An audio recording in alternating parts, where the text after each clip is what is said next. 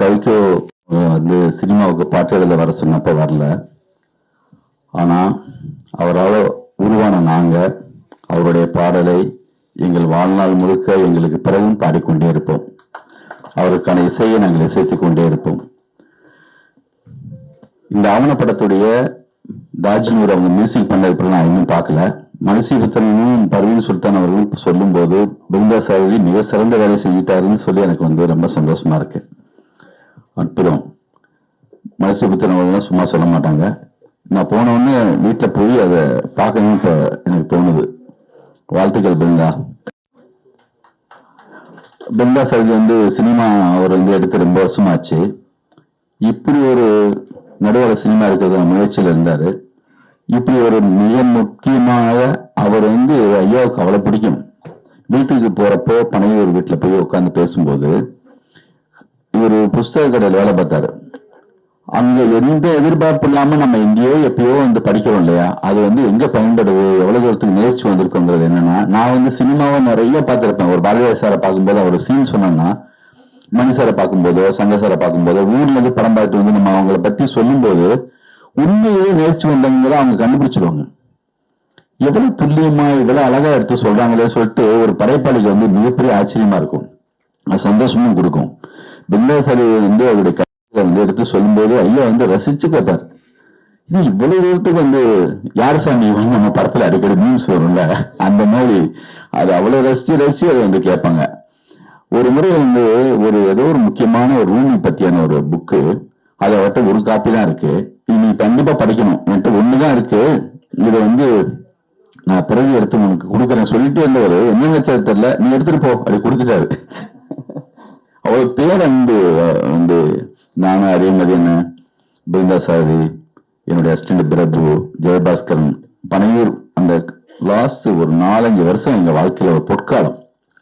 நாங்க நேசிச்ச ரசிச்ச அவரை வந்து பக்கத்துல போய் அவர்கிட்ட பேசி எவ்வளவு அற்புதமா இருக்கும். அந்த நாட்களை மறக்கவே முடியாது. அவர் எழுதின ஒரு கவிதை தான் திரும்ப திரும்ப ஞாபகம் வரும். என்னை சந்திக்க வராதீர்கள், உங்கள் பிரிவை என்னால் தாங்கிக் கொள்ள முடியாது. அங்க வந்து கிளம்பி வரவே மனசு இருக்காது. என்ன சாப்பாடு ஆர்டர் பண்ணி செஞ்சு நல்ல ஒரு கருவாடு வறுத்து வச்சு பிரியாணி சொல்லி எங்களுக்கு பரிமாறி அப்படி அற்புதமா அதுக்கப்புறமும் கவிதைகளை பற்றியே பேசி இருந்துட்டு அப்படி இருக்கும் அந்த நேரம். அந்த நேரத்துலதான் நான் உங்க கேட்டப்போ உங்க பேர்ல ஒரு நீங்க எழுதின ஜூனியர் விகடன்ல எழுதின அந்த தொடர்ல தான் நான் கவிதை எழுத ஆரம்பிச்சேன். கைக்குன்னு ஒரு விஷயத்தை நீங்க தான் அறிமுகப்படுத்தினீங்க. அதனால உங்க பேர்ல ஒரு கைக்குன்னு சொல்லி ஒரு விழா நடத்தணும், வந்து ஒரு பரிசு போட்டு வைக்கணும், நிறைய எழுத வைக்கணும்னு கேட்டப்போ உடனே சம்மதிச்சாங்க. அதுதான் இன்னைக்கு சிவகுமார் சார் மூலமெல்லாம் அது வந்து மிக சிறப்பா தொடர்ந்து நடந்துட்டு இருக்கு. ரொம்ப சந்தோஷமா இருக்கு. நானும் பிருந்தாவும் அவர் நேசிச்சு வந்ததுக்காக இப்படி ஒரு பதிவு செய்வதற்கு முஸ்தபா அவர்கள் வந்து இப்படி ஒரு அரங்கம், அவங்க மேல பேரன்பு அவங்களுக்கு. இங்க வந்திருக்கவங்க எல்லாமே தான் அவங்க குடும்பம்னு சொன்னா நீங்க மட்டும் இல்ல, நாங்க எல்லாரும் குடும்பம் தான். அவங்க பேரன் மாதிரி நாங்களும் அவங்களுடைய பேரன்கள் தான், அவங்களோட தொடர்ச்சி தான் நாங்க எல்லாமே. அவங்க வந்து நரசிம்பத்தன் அவர்கள் பேசும்போது மாபெரும் கவிஞர். இன்னைக்கு வந்து ஃபியூச்சர்ல யாராவது நம்மளுடைய தொடர்ச்சியில என்னுடைய அசிஸ்டன்ட் யாராவது அவருடைய டாக்குமெண்ட் எடுப்பான் கண்டிப்பா. அதுக்கான எல்லா தகுதியும் அவருக்கு இருக்கு. அது நடக்கும், கூடிய விரைவில் நடக்கும். அதுவும் என்னன்னா ஒரு இக்பால் அவங்களுடைய கவிதை பத்தி ஐயா வந்து ஒரு முறை ஒரு இதை எழுதியிருப்பாங்க. மின்முனி பூச்சிர வெளிச்சமா இருக்கிறது, ஒரு மலர்ல வாசமா இருக்கு. ஒரு பூல வந்து வாசம்தான் முழுமை, அது மாதிரி மின்மணியில இருக்கிற வெளிச்சம் ஒரு முழுமை. ஒவ்வொரு மதமும் ஒரு முழுமையில இருக்கு. அப்படியெல்லாம் பிரிச்செல்லாம் பார்க்க தேவையில்லை. இறைவன் எல்லா இடத்துலயும் இருக்காங்கிறதுக்கு இதை விட ஒரு விஷயம் சொல்லவே முடியாது. இக்பாலுடைய கவிதை ஐயா வந்து மொழிபெயர்த்த அவர் எழுதின ஒரு இதுல சொல்லியிருப்பாங்க. என்ன பார்க்கும்போது திருப்பாவை படிக்க சொல்லுவாரு, மகாபாரதம் படிக்க சொல்லுவாரு, இயேசு காவியம் படிக்க சொல்லுவாரு. இயேசு காவியம் எதை படிச்சா நல்லா இருக்கும்னு சொல்லி அந்த கடை பேர் வரைக்கும் சொல்லியிருக்காரு. நான் அதை பார்த்துட்டு நான் படிச்சேன். இதெல்லாம் அவ்வளவு வந்து என்னன்னா அவங்களுக்கு வந்து எந்த ஒரு ஞானம் தான் சொல்லணும். இத்தனை பேரை உருவாக்குறாரு, அவரை பத்தி பேசவே மாட்டாங்க. அவர் கத்துக் கொடுப்பாங்க. இங்க வகுப்பெடுத்தாரு, ஒரு முறை கைக்கு பத்தி வகுப்பெடுத்தாரு. எவ்வளவு கவிஞர்கள் அவர் மூலமா உருவாகி வந்திருக்காங்க. அப்துல் ரஹ்மான், சாரி, நம்ம அறிவுமதி அண்ணன் வந்து அங்க அவங்க ஊருக்கு வந்த பிறகு ஒரு பொண்ணு கொடுத்து ஒரு மாப்பிள்ளைய வந்து எப்படி வந்து வீடு பிடிச்சு கொடுத்து ஒரு வாளி வாங்கி கொடுத்து அப்படியே வந்து தங்களுக்கான எல்லா பொருள்களுமே இது பண்ணி கொடுத்து அவருக்கு டெய்லி கவிதைகள் வந்து சொல்லி கொடுத்து உலகம் மொத்தம் நல்ல கவிதைகள் அவருக்கு வந்து எடுத்து சொல்லி அவரால் உருவாகி வந்ததுதான் அறிவுமதி என்ன. அந்த தொடர்ச்சியில தான் அவர் வந்து இங்க சென்னையில வந்து அத்தனை கவிஞர்கள் அவர் உருவாக்குறாரு. இந்த மாதிரியான ஒரு ஒரு பெரிய, நான் சொல்லுவேன் எப்பயுமே, அவரை சந்திக்க போறப்ப ஒரு மாபெரும் சூப்பி மாஸ்டர் பாக்குற மாதிரியா இருக்கும். அவர் வந்து மனுஷபுத்திர நம்ம சொன்ன மாதிரி தன்னை பத்தி மட்டுமே யோசிக்கிறவரோ கிடையாது.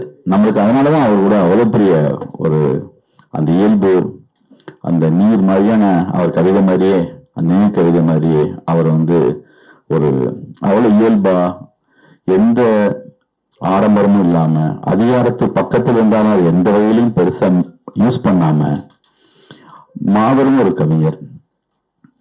நிறைய அவருடைய கவிதைகள் வந்து சுட்டுவிரல், ஆலாபனை, மிக முக்கியமான தொகுப்புகள். பாக்கியராஜ் அந்த தொகுப்புக்கு வந்து சாகித்ய அகாடமி வாங்கினது. நிறைய அவரை பத்தி பேசிட்டே இருக்கலாம்.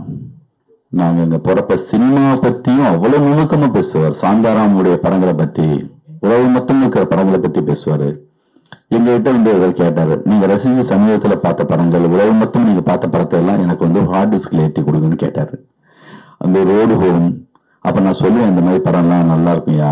இது வந்து நான் வந்து டூயல்னு ஒரு படம் பார்த்தேன், வந்து நாட் ஒன் லிஸ்ட்னு ஒரு படம் பார்த்தேன், நல்லா இருக்கு, இதெல்லாம் எங்க கிடைக்கும், அது எனக்கு வேணும்னு சொல்லி கேட்டு நாங்கள் ஹார்ட் டிஸ்க்ல ஏற்றி கொடுத்தோம் அந்த படத்தை எல்லாம். நிறைய வந்து சொல்லிட்டே போகலாம். எங்களுக்கு வந்து அவருடைய நினைவுகள், அவர் எங்களுக்கு கற்றுக் கொடுத்தது, அது எல்லாமே எங்களை இயக்கிட்டு இருக்கு. அதுலதான் நாங்க வந்து இயங்கிட்டு இருக்கோம். முஸ்தபா அவர்களுக்கு நன்றி. மிக அழகான அற்புதமான காரியம் பண்ணியிருக்கீங்க. எனக்கு போனோன்னு இதை பார்க்கணுங்கிற ஆர்வத்தை வந்து மனசீரஜன் தூண்டிட்டாரு. பர்வீன் சுல்தான் அந்த அளவு சொன்னாங்க. இந்த அரங்கமே மிக தரமான, தகுதியான, அவருடைய என்ன மாதிரி கவி சுப்பிரமணியம் அவங்க வந்திருக்காங்க. மிக முக்கியமானவங்க நம்ம தினமணி ஆசிரியர் வந்திருக்காங்க. அவங்க குடும்பத்தை சார்ந்த எல்லாரும் வந்திருக்காங்க. அடுத்து நான் வந்து பர்வீன் சுல்தான் அவங்க பேச்சு கேட்கறதுக்கு வெயிட் பண்றதுனால நானும் அதுக்காக காத்துட்டு இருக்கேன். நான் அவங்களுடைய மிகப்பெரிய ரசிகன். அவங்க என்னுடைய உரையை இதோட முடிச்சுக்கிறேன். நன்றி, வணக்கம்.